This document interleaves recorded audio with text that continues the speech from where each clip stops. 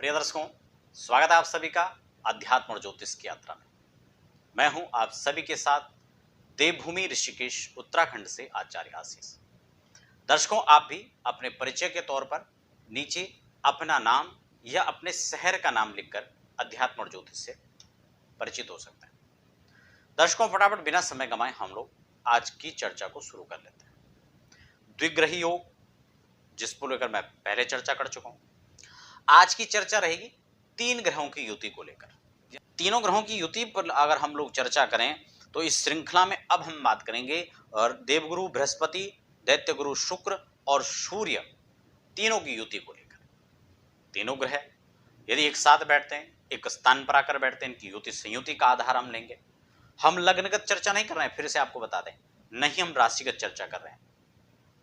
भावगत और लग्नगत चर्चा नहीं, अपितु एक संयुति का आधार, युति का आधार हम यहाँ पर युति संगत आधार पर हम चर्चा कर रहे हैं।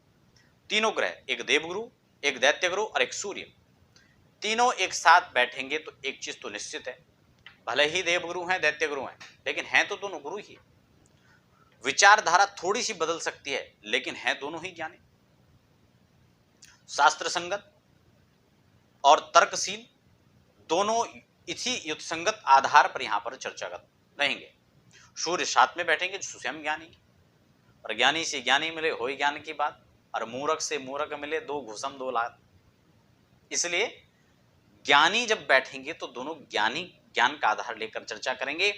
इस कारण से यह व्यक्ति ज्ञान का आधार पाकर श्रेष्ठ बन जाते हैं। ज्ञानी होते हैं, तर्कशील होते हैं, मननशील होते हैं, उच्च पदों पर आसीन होते हैं, और सबको ज्ञान का वितरण करने के साथ साथ सबका मान सम्मान धन आदि प्राप्ति में ऐसे लोगों को श्रेष्ठ देखा जा सकता है।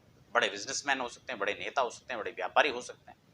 कुल मिलाकर देखा जाए तो ये युति संगत जो यहाँ पर आधार है, यह यहाँ पर श्रेष्ठ है। शुक्र जीवार्क संयोगी राज्य मंत्री घृणा, राज्य के बड़े मंत्री हो सकते हैं, बड़े व्यवसायी हो सकते हैं।